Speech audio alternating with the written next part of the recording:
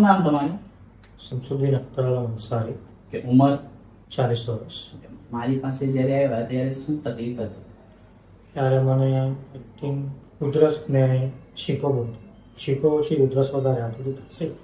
Okay, એમાં શું થતું હતું? રૂટીન તમારું ડિસ્ટર્બન્સ થયું? ખાંસી એટલે મને કન્ટિન્યુ ખાંસી રહેતી હતી. હા, અને કફ નીકળતો હતો. ઓકે, આવું કેટલા ટાઈમથી છે પ્રોબ્લેમ? 6 થી 7 વર્ષ. 6-7 વર્ષ. તો 6-7 વર્ષ દરમિયાન તમને વચ્ચે કઈ કઈ રીતે મેનેજ કર્યું અને કઈ રીતે તમે ટ્રીટમેન્ટ વગેરે?